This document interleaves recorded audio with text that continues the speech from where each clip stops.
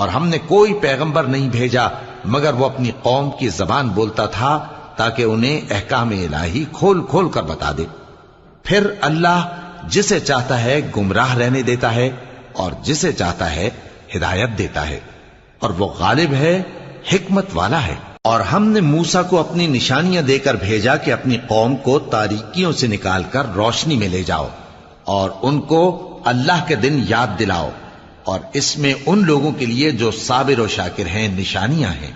और जब मूसा ने अपनी कौम से कहा कि अल्लाह ने जो तुम पर मेहरबानियां की हैं उनको याद करो, जबकि उसने तुमको फिरौन की कौम से रिहाई बख्शी।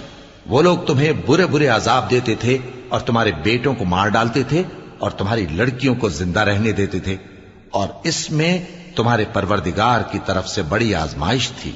और जब तुम्हारे परवरदिगार ने तुमको आगाह किया कि अगर शुक्र करोगे तो मैं तुम्हें ज्यादा दूंगा,